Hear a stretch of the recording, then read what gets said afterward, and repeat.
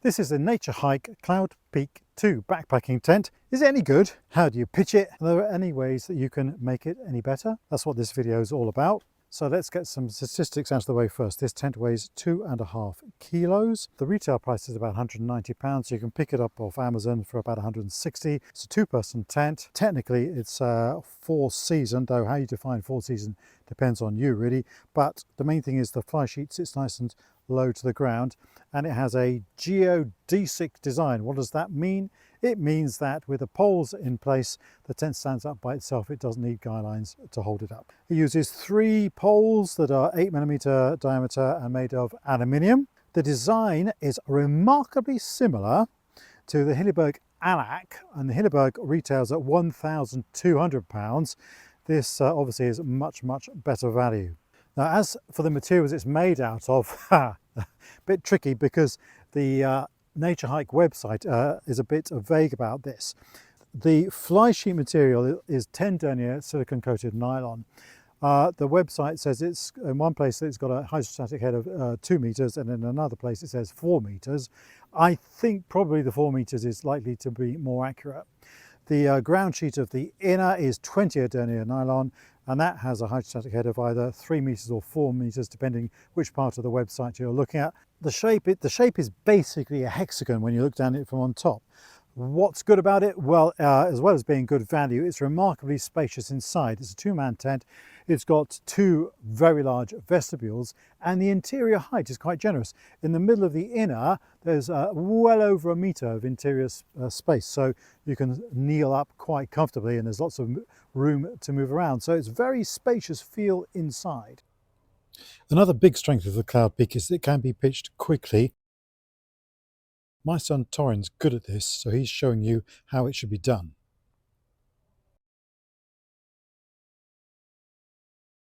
Right, now it's my turn. And the very first thing I do is to get the 3 poles ready. And I always do this before I get the tent out of its bag. Then I lay the tent out and I put a single peg in the side that will be facing into the wind to stop the tent blowing away. Right, so with the tent on the ground, you get a good view of the arrangement in the corners. There's this little red buckle which the pole sits inside, that little hole there. And then both the footprint and the inner clip on to a little black rubber circle there. And then this point is pegged out with a little loop of tat there. Now, we'll come on to that a bit later on when we get to the modifications. But for now, when we're putting in the poles, you just need to tuck the inside of the pole inside that hole. Right, here comes a fairly important tip that will save you a lot of legwork and time. So the pole is in this loop at the bottom, and you can see the seam of the tent running up, and there's a couple of grey plastic clips. There's 3 actually up each side.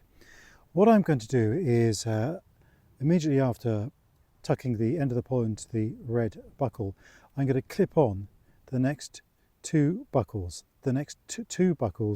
as you go up the seam. Now watch out for this guy line, make sure it doesn't get tangled up in the pole as you go. 1, 2.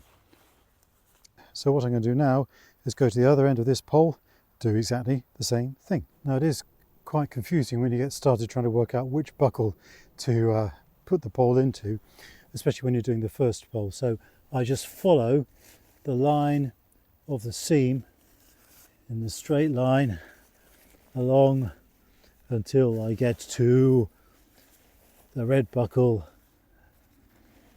at the opposite end. Here we go, 1 grey clip, watch out for tangles, and a second grey clip. I've put 1 pole in already with 2 clips at each end clipped in, so now I'm going to go around and do the other 2 poles in exactly the same way.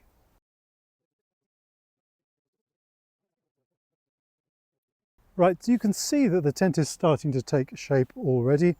And because I've already done the first couple of clips on each side, I've saved myself a lot of legwork. You could do the bottom buckles, go around, do the next clip up, go around, do the next clip up, do the next clip, etc, etc.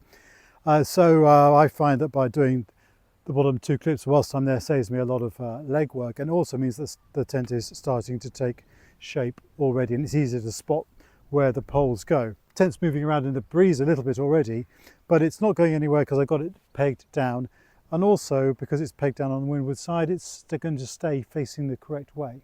So what remains now is to attach the remaining clips. Well, what do you know, it's starting to look a bit like a tent. Now there are 3 remaining clips to go on, and these are the ones that go over these poles. They're bigger, chunkier clips.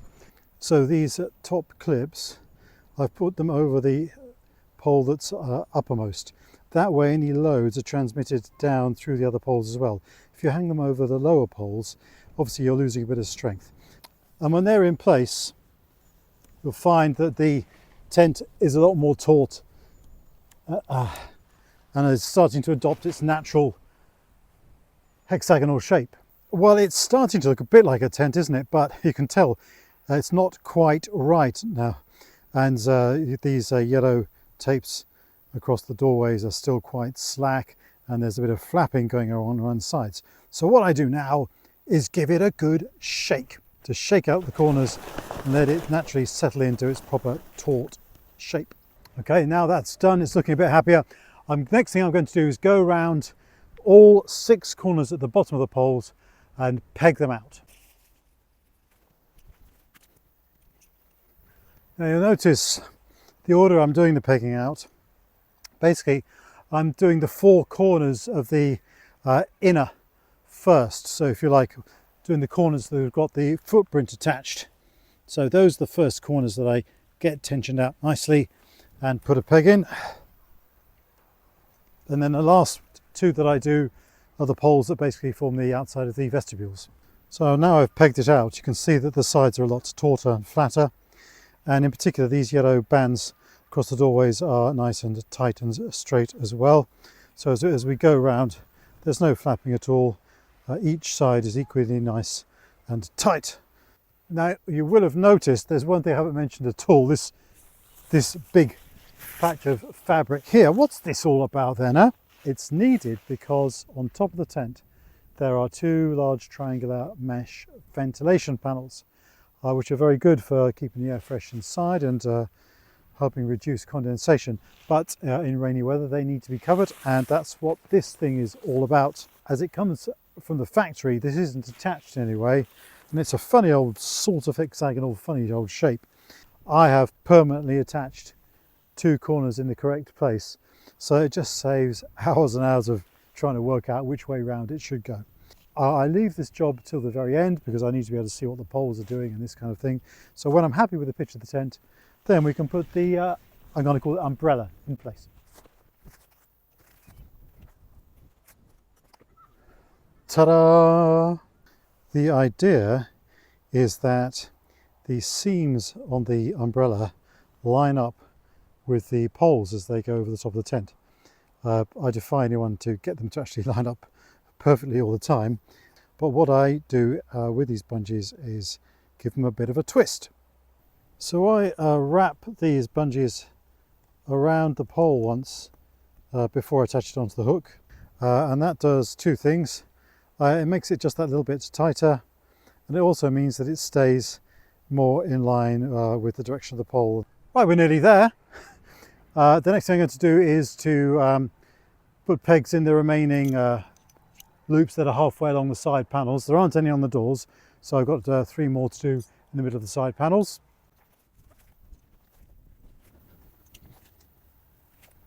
Right, it's coming together nicely now. So there's no particular creases or flapping going on any of the panels of the tent, and the inner isn't visible peeking out from below the fly sheet at all. Final thing to do is the guy lines. Now the guy lines aren't strictly necessary if the weather isn't too windy. Here, although there's a fresh breeze, without the guy lines the tent's pretty rock solid, to be honest with you, and that's the benefit of the geodesic design. But if it was a bit fresh up in the hills, I'd definitely be putting out the guy lines, and there's a guy line in each of the 6 corners of the tent. Now if you're going to peg out these guy lines, make sure that they're pegged out in line with the seam to get best strength. And a neat trick we can steal from those Hillyberg owners is to get a bit of extra strength and stability by looping the guy line around the pole first before you peg it out. So I've got the guy line lined up exactly with the direction of the pole, down to a rather fetching purple peg that came with the tent. And you can see here how I've looped the guy line around the pole once before I pegged it out. Right, so there we are. One Naturehike Cloud Peak 2 safely pitched. Signs of good pitch are there's no creases, and likewise no flapping of the panels. I think I'd be quite happy to spend a windy, rainy night in Wales inside this tent. Let's have a look inside now, see what's going on in there. Now the tent's put up, I can give you a sense of why I think we should orientate it towards the wind the way that I do. This tent, for all that's good about it, only works well if it's properly pitched and aligned into the wind. And the important thing to think about is the wind direction. So the wind is coming from that way towards this, it's blowing this way. So both of the vestibules on the tent face the same way. Both vestibules face that way. So this side of the vestibule is fixed. So my thinking is that because the wind's blowing this way, I want as much shelter as I can for cooking, etc. in the vestibule. So I will always want to have the door of the vestibule facing downwind, if you like. So that's why I always make sure I know which part of the tent should be facing into the wind. So I've got a nice big area here to store stuff and do my cooking, get dressed or whatever. Now we come to one thing that I disagree with Naturehike on. On their schematics of the tent, they suggest that you should have your head in the tent sleeping at this end, but I would sleep instead with my head at the other end, and I'll tell you why. So the first reason is that when I'm in the tent, I often like to do my cooking or whatever inside the sleeping bag. I want to be able to reach the door nice and easily from the comfort of my sleeping bag. And so I like to lie at the same end as the door of the inner. So that'll be this end then. And the second thing I like to think about when I'm pitching the tent is that if it's going to be a windy night, I want to have my feet facing the wind, if you like. If it's moving around, I don't want that knocking into my head whilst I'm trying to get some hard-earned rest. So I would always, in this tent, have my feet facing to that end and my head at this end where it's close to the doors and less likely to be knocked around by the wind. One final reason why I like to sleep with my head at this end of the tent is that the pocket, this big nice mesh pocket, is immediately above your head there, so that's a much better place to store things like head torches, which can be shining down whilst you're reading a book or whatever in the evening, much closer to you. Now there's another reason why I would always have the tent facing this way into the wind, and to demonstrate it and explain it to you, I'm going to have to take off the umbrella. So with the umbrella removed, I'm looking at these two mesh ventilation triangles at the ceiling of the tent. Now this one on the right is nearly at the top of the highest point of the tent, but this one on the left is a bit further down. With the umbrella back in place, you can see how much is a gap between the bottom of the umbrella and this line here, which marks the start of this triangular ventilation patch on the inner. So any rain coming from this direction is not going to get all the way up there and leak in through that mesh panel.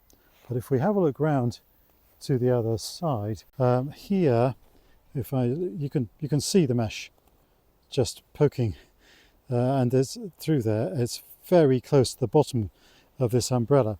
So if the wind was to be heading from this direction and driving rain in this way, you would be getting easily some leaking in through that mesh, which is very close to the bottom edge of the umbrella there.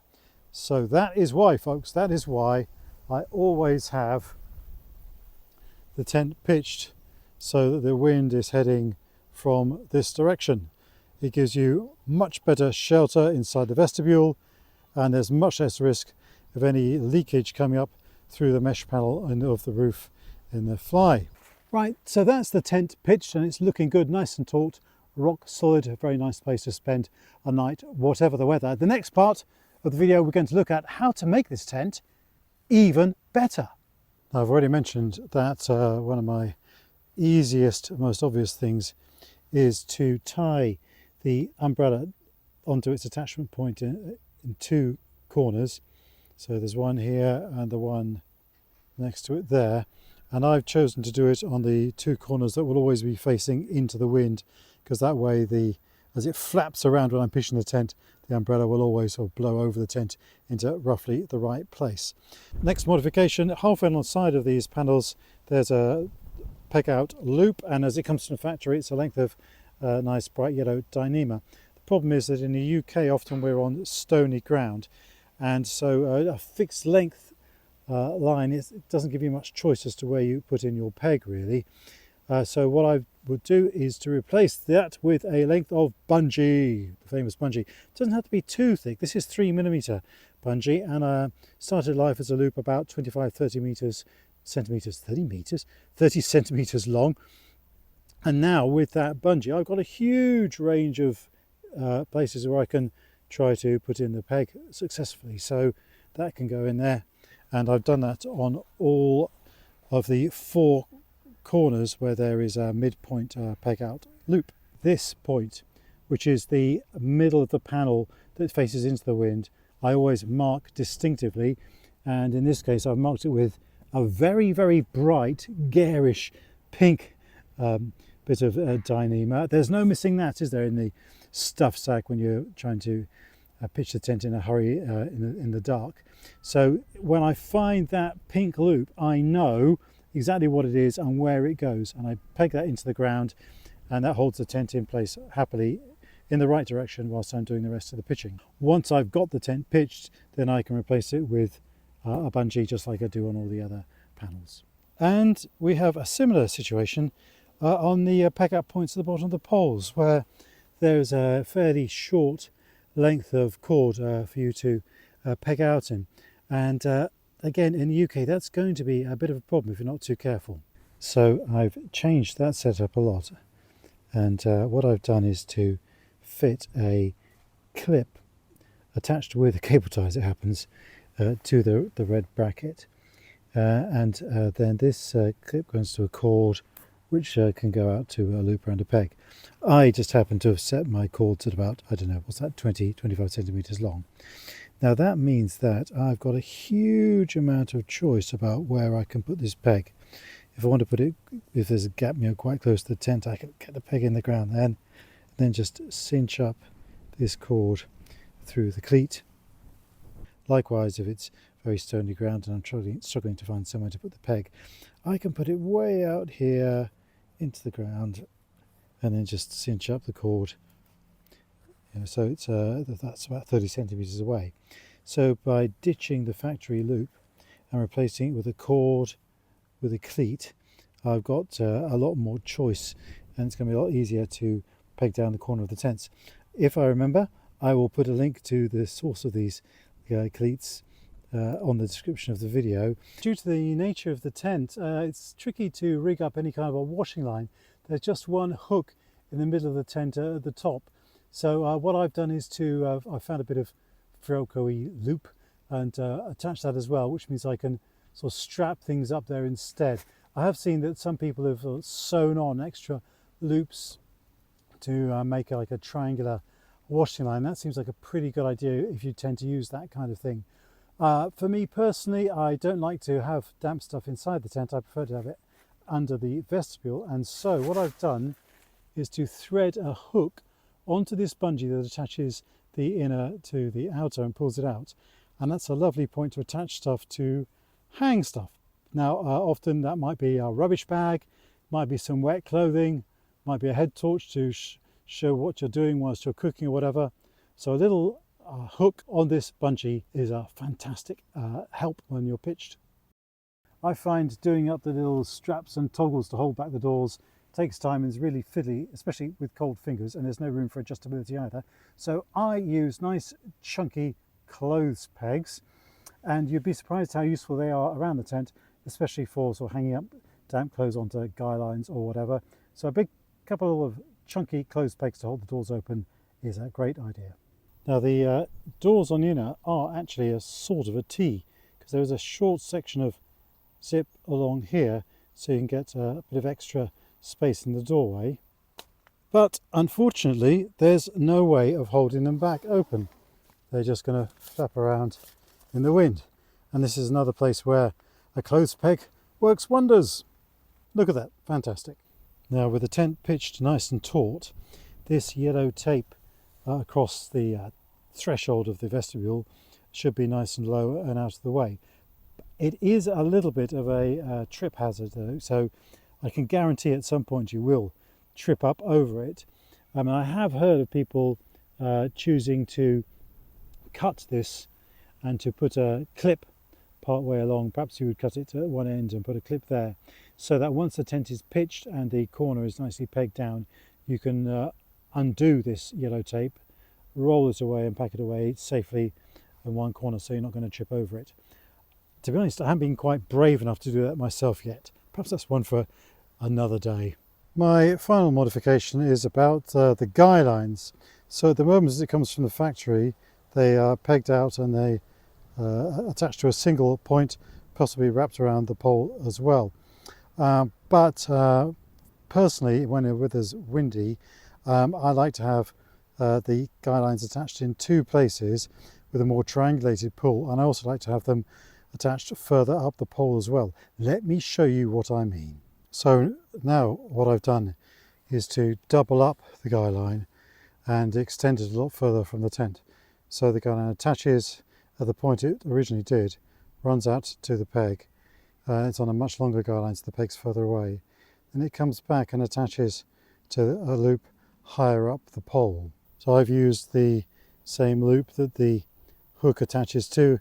I'm guessing it's a relatively strong point attached and sewn into the seam there. And another thing that we can do to make it even stronger is to steal the tip from those Hilliberg people and wrap the guy line around the pole, top and bottom as well, to give it even more strength. This now means that the pull on these guy lines is at much higher up the pole, and that's inevitably going to make it much better performing in strong winds. Right, that's it. How to pitch the Cloud Peak 2 best and how to modify it to make it just that little bit better. Hope you found that useful. If you did, then there's loads more videos on my channel about tents and backpacking and wild camping all across the UK.